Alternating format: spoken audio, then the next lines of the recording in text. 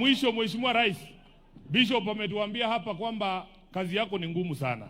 Na mimi nakubaliana naye. Hata mimi saa nyingine huwa najiuliza vile wewe unalala. Lakini kuna zingine, Mheshimiwa Rais, nasema Waswahili, mwiba wa kujidunga hauambiwi pole. Kuna watu kwa serikali yako kazi yao ni kushika handball kila siku. Sasa kama hii drama yote tumeona Nakuru, ati watoto wanakatazwa kufanya mchezo, sijui wanapigwa tear gas, sijui wanafukuzwa. Hiyo ni mwiba wa kujidunga, Mheshimiwa Rais. Wale ambao wanahusika na kufanya kazi yako ikuwe ngumu, read them the riot act, kwa sababu tunajua kazi yako ni ngumu zaidi, wasifanye ikuwe ngumu zaidi. Kwa hayo mengi nasema asanteni sana na Mungu amlaze George mahali pema peponi. Your Excellency, the President of the Republic of Kenya, my Prime Minister, Honorable Raila Odinga, Governor Orengo, Governor Baraza, Governor Tuoma, Governor, my friend from Migori, Professor Nyang' Nyong', and the area MP.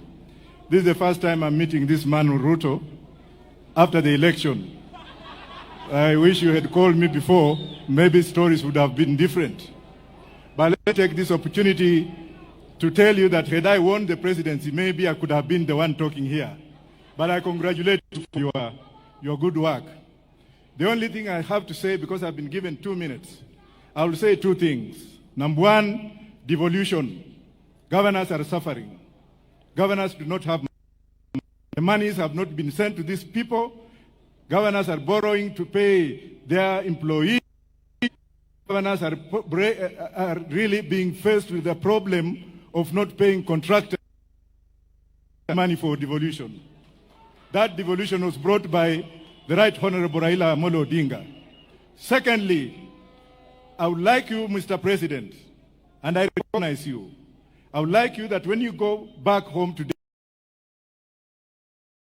as the President, go and call Butere girls and their principal to State House, have tea with them, tell them thank you, and then visit their school, harmonize relationship with the school kids. Otherwise, watoto wadogo saa hizi wanakuchukia because of the mistake that was done by your juniors. Correct them. You are my president, you have the sword of power, and you can lead the country if you have both of us. Madam George, Madam Chi-George, it's George that made me closer to Jacom. There are some people who had blocked me, and I've stayed with Jacom in Britain. I've stayed with Jacom's family, including the sister in UK. But when I came back, there was that buffer zone. It is this man who made me see Jacom, and then we blossomed. Finally, Governor Orengo, Inosiepna. Orengo, you have played a big role in my education.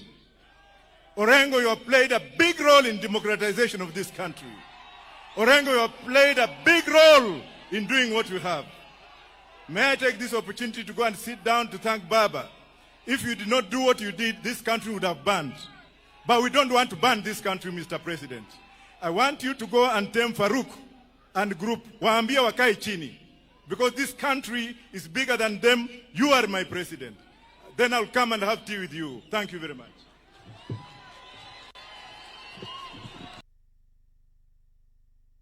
He was not just a security for Raila Amolo Odinga.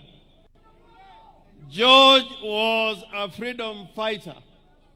And they have been shown the veterans who were arrested at that time and taken to committee for nearly a year. I am proud to say today that I acted for them when they were charged with murder. For 9 months, they were in committee. I've been to committee myself. It is not a hotel. And the reason why they were arrested was because at Central Park, a policeman, special branch, was killed at the Central Park near the Serena Hotel. And this policeman made the mistake because he was not in uniform. And people saw him draw a gun So the crowd jumped on him, and he was literally pulled apart and died a very painful death at Central Park. Now, instead of doing proper investigations, what the police did was to look at the people who attended that rally, and they were looking at people who were generally with Raila Amolo Odinga or Jaramogi at that time, and that is why they were arbitrarily arrested.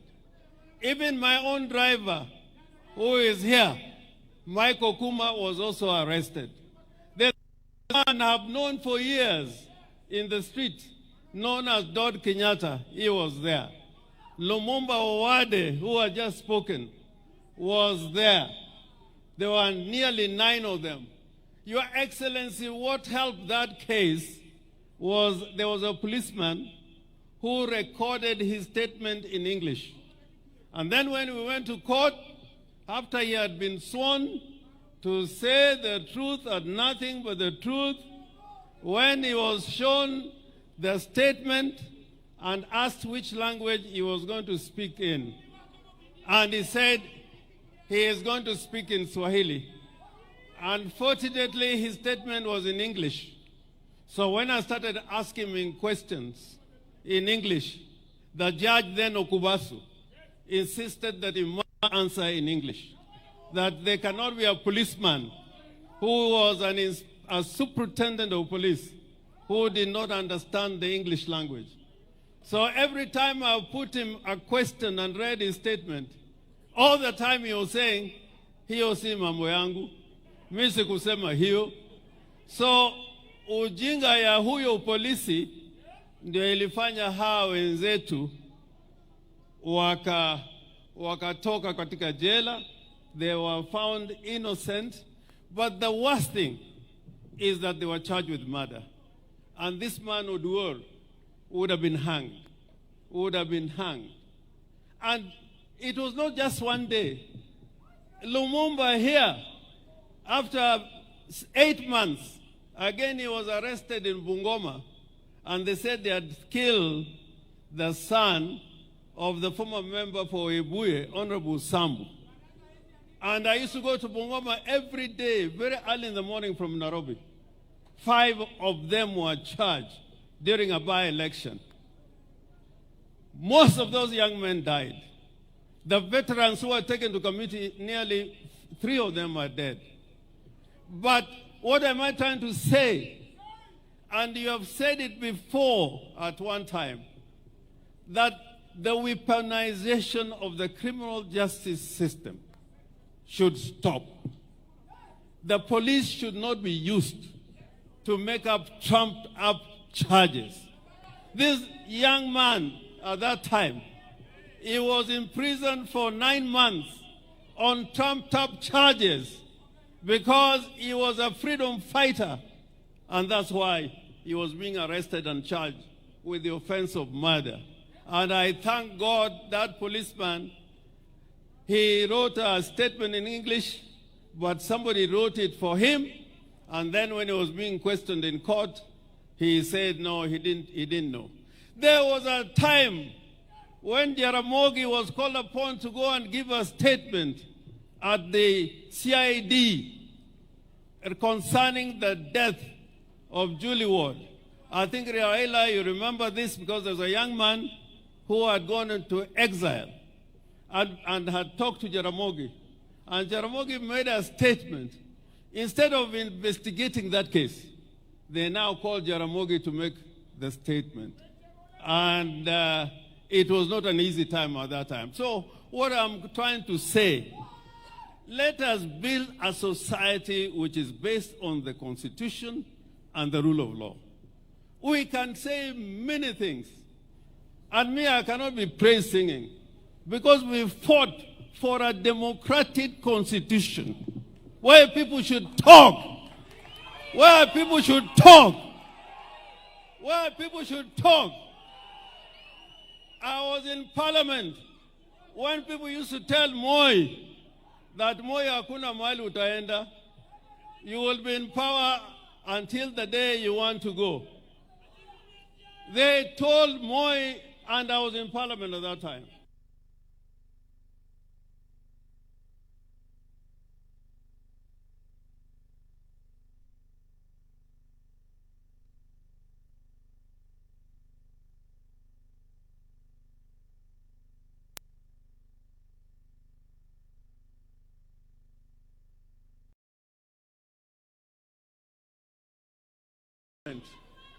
to keep. And if you keep on, song praising all the time, we will not have a country. So I urge you, tell your leaders the truth. Tell your leaders the truth. And know that, even when, President, when you came here the first time, I was the only one who was here. I was the only one. I was here because I was convinced that institutions must work. A lot of, even Otiende here said he cannot come. I tried to persuade him. I was here alone with you because I don't praise, song praise. I believe that you are the president and we are going to talk. So this country will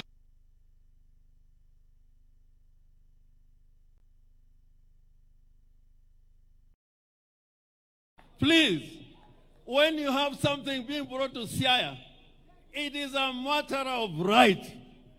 It is not you are being given, it's a matter of right. It's a matter of right.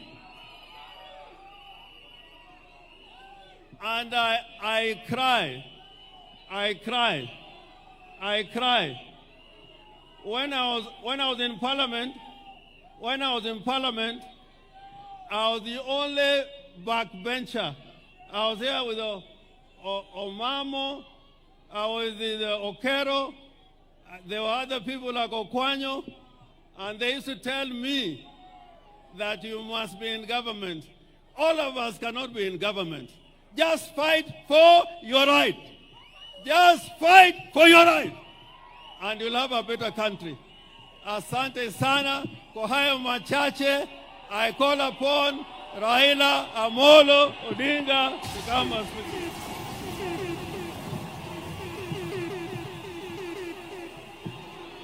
Hallelujah.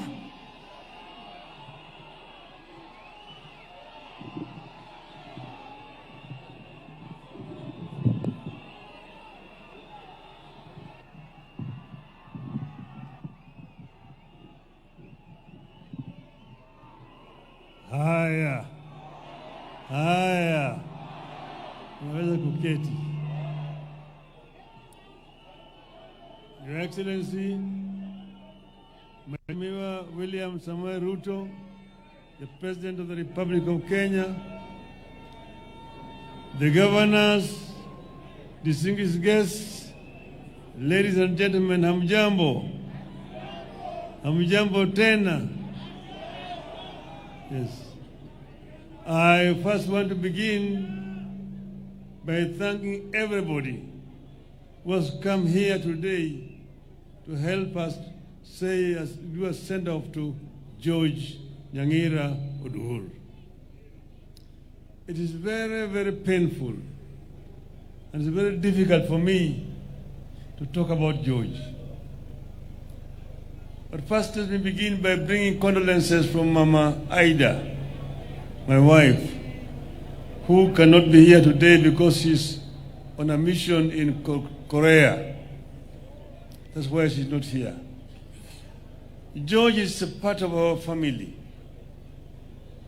And you see, it is now 10 years since I lost our first son, Fidel. And now George is gone. It's so painful indeed. If you say somebody is ready to take a bullet for you, George, I've known few people who can be as committed and dedicated like this young man. We have had, as they have said, a very difficult time sometimes. George is a very cool person. and very intelligent, very observant. You think he's a fool when he's next to you, but he's thinking very deeply. So when he come and tell you, this place is not safe, let's get out, you must get out very quickly. So it is very painful indeed. George worked for me. He did not work for Jaramogi. Just very brief. Jaramogi was very brief around there. When we recruited George, we sent him for training to South Africa. And in South Africa, he trained and was top of his class as a security officer. You can see his reports. Later on, we sent him to Israel. Again, he trained in Israel for 3 months on security. If you look at his reports, very, very, very exemplary. So he was a very highly trained officer. He even trained in the United States. He knows how to sense trouble. He feels it and he wants you. This is going to happen. This is going to happen. So we knew each other so closely, so well with George, and we've traveled around the world with him. Are they 7 continents? We've been with George to 5 continents, except Arctic and Antarctica. We've been all of those places. And he's so familiar with many other things. When you go to a place within a short period of time, he has moved around and he has scouted and know where the danger is. So it is painful. But the other people you've seen here, they call the veterans. Veterans, wasimami. Those people there. Hello? Veterans, fungeni mkono. These are the people who have been with us. There's very many. They are battle hardened. Asanteni sana. Ni hao watu ambao wamekuwa pamoja na George throughout all this period of time. So we have lost a son in our family. And we are very sad indeed. Mama Carol here has kept George. She has looked after George very well. George was all the time very smartly dressed when he comes to work. Thanks to Carol. Yeah. So I thank all of you for coming here today. Now today is not my day to make a long speech. I don't want to make a speech. But wacha niseme hivi, Kenya hii iko hapa na itabaki. Dunia ni daima, lakini binadamu haishi dunia daima. Kwa hivyo Kenya ni moja peke yake. Mpaka tulinde Kenya, na vile vile tubadilishe Kenya. Na Kenya italindwa na itabadilishwa na Wakenya, si mtu wengine. Kwa hivyo Wakenya mpaka wasimame pamoja. Yale ambayo hatutaki ni ubaguzi. Ubaguzi ya kijinsia, ubaguzi ya rangi, ubaguzi ya kikabila,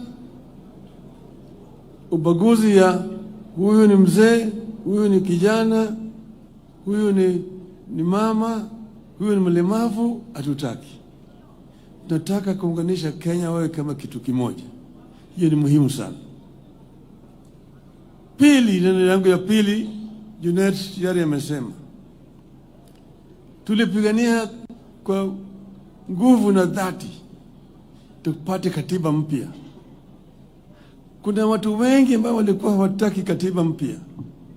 Sana walikuwa napinga sana mambo ya ugatuzi. Ugatuzi. Mmoja akatuambia ati watu wengine wanaitwa governors. To govern what? Kwa hivyo ugatuzi ilikuwa na maadui wengi zaidi. Ndio sababu kuna zingine ambayo hatukuweka, kuna zingine ambayo ziko katika ile bomas ya kwanza draft, lakini haziko katika hii katiba ambayo tuko nayo sasa siku leo. Hii katiba is still work in progress, lakini ugatuzi ilikuwa muhimu zaidi. But devolution is not working, but devolution is still not working properly. If devolution were allowed to work properly, you will see the fruits of devolution. Go to Germany and see how a devolved system works. Very, very efficient indeed. You know, we did not, for example, devolve education. But in most of devolved systems, education is devolved up to secondary school. The reason why we did not devolve devolution was because of NAT. NAT walipinga wakasema ati NAT itakufa kama devolution education is devolved. Tutamobilize walimu kupinga hii katiba. That's why we did not devolve education. But even if it's not devolved, Mr. President, it can be delegated. Some functions can be delegated. See, that is not there. They opposed the devolution of education system. But even the other one, infrastructure. Your Excellency, I'm the one who was Minister for Roads and Public Works, came up and created these agencies, Kenha, Kura, and Kera. Because of the bureaucracy at that time, things were so centralized under the Minister of Education, the permanent secretary is the accounting officer. Things were very inefficient, were not working. So with the World Bank, we worked together and created these agencies. But that was under a unitary system of government. With a devolved government, there's no need for Kura and Kera. Kura and Kera should be under the counties. It does not make any sense that somebody is sitting in Nairobi and has got roads in Mombasa town. Somebody is sitting in Nairobi and has got roads in Kisumu which cannot be touched by the government. Within Nairobi town itself, city itself, so many roads there are not under Nairobi county government. They're under national government. That's why it's so inefficient. It's so inefficient. Let us devolve funds to the counties. And as I was told the MPs, and they disagree. CDF, national government, give that CDF national government, but to the counties, not the MPs. Fuel levy. Members of Parliament, Your Excellency, have no business constructing roads. The role of a member of Parliament is clearly stated. Representation, legislation, and oversight. How do you oversight when you yourself are actually implementing?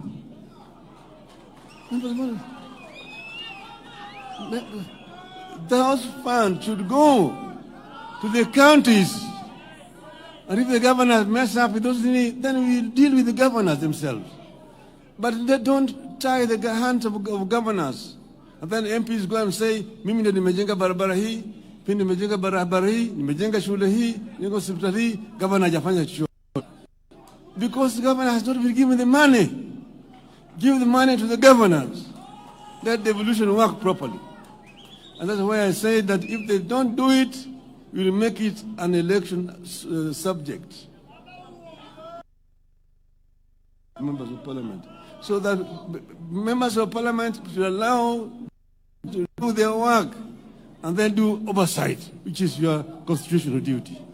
That is what I wanted to say today. I don't want to make a long speech. My brother, Mheshimiwa Rais wa Jamhuri ya Kenya, karibu, ongea na watu wako.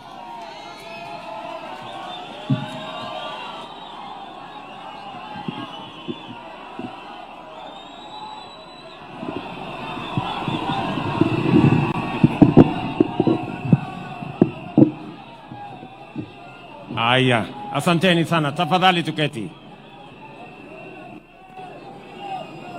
Na nimesikia Sifuna anaongea na nguvu.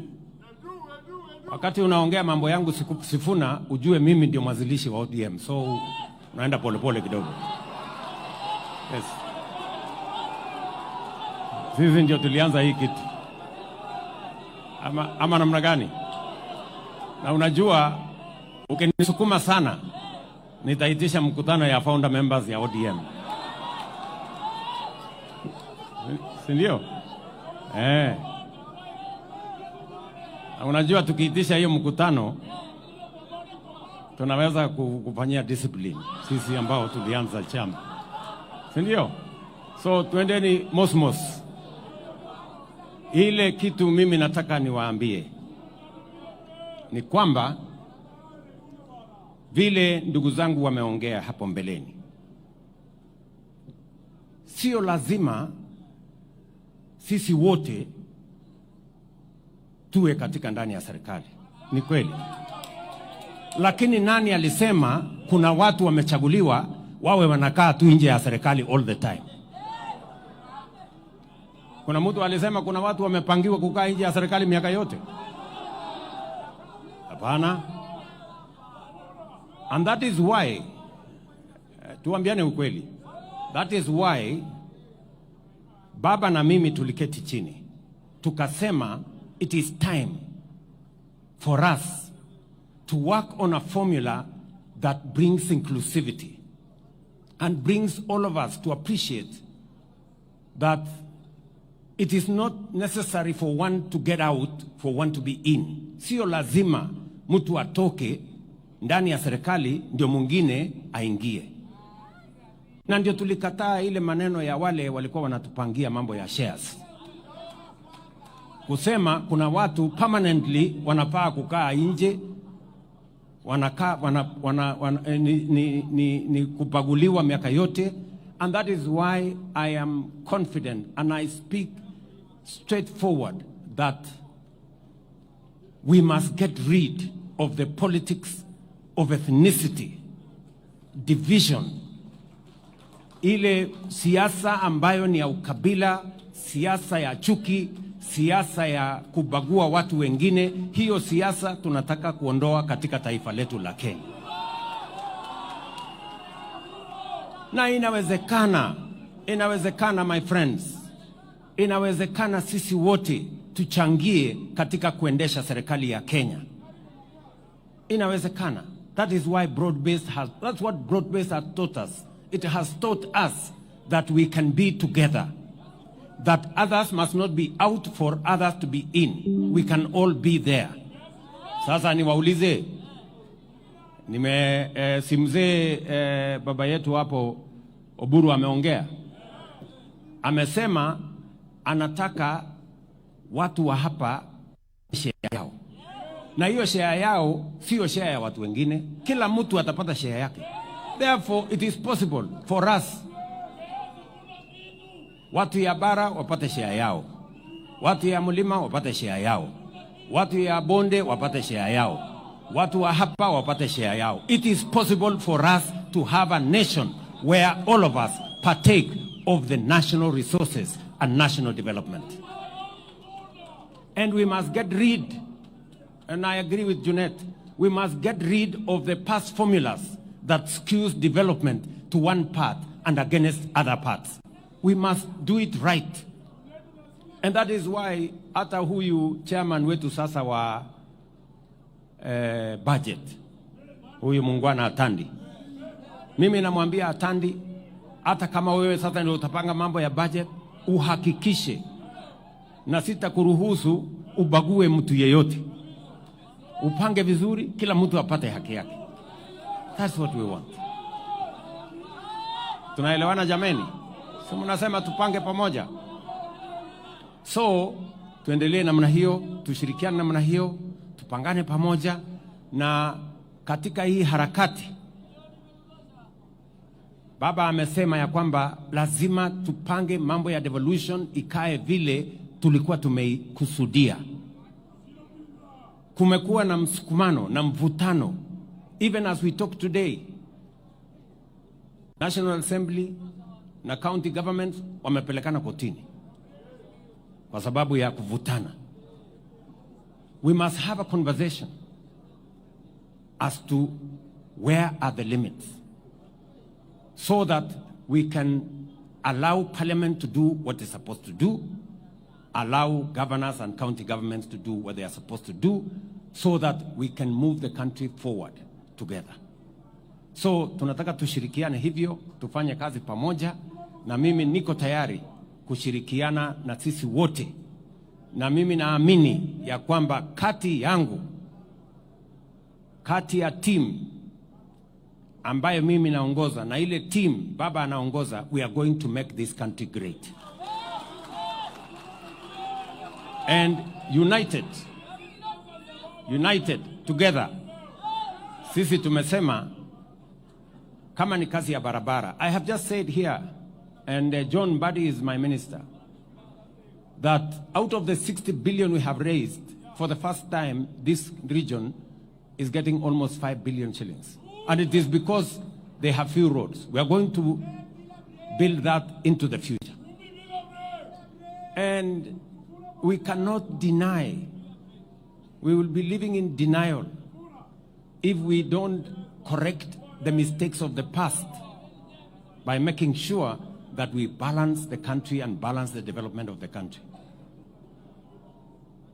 So I want to invite all of us, yes, wote, tushirikiane, tukubaliane, and criticism is mimi sasa nyinyi mnaniambia Ruto must go. Mimi nimesikia hiyo mara nyingi. Kulikuwa na Moi must go, kulikuwa na mwingine must go, kulikuwa na mwingine must go. Hii must go ni wimbo tu ya kawaida, there is no problem. Ndio shida iko wapi?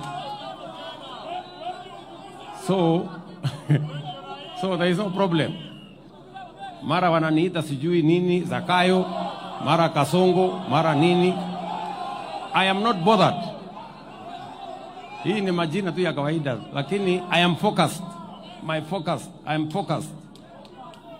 We must get our education right, and I am very proud of what we are doing with our education.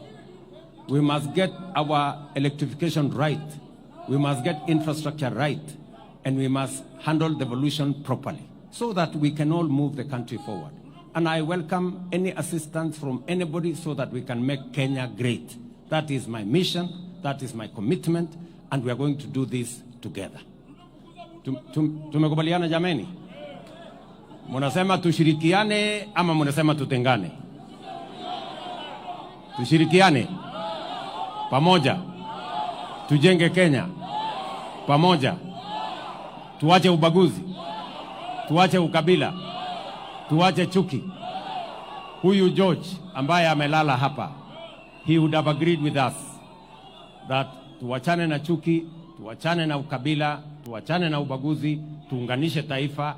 That is how Kenya is going to be great, kwa sababu umoja ni nguvu. Mwisho, huyu mungwana mbunge wa Rarieda, huyo Tiende Amolo, amesema hii shule in honor of George, this great man, in honor of George.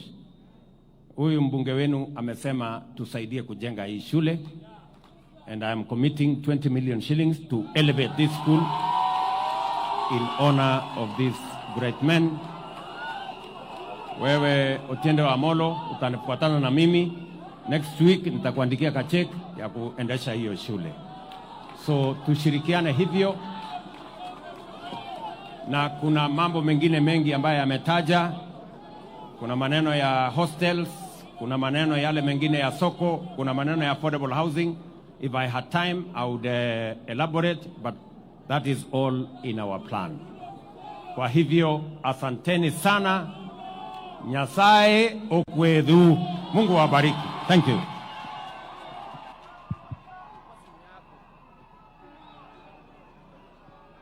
Asante Mheshimiwa Rais kwa hayo. Niombe tuketi. Niombe tuketi. Asante. Kabla tuelekee kumaliza kwa kanisa, Mheshimiwa Otiende, matangazo maalum. Thank you, Your Excellency, the President.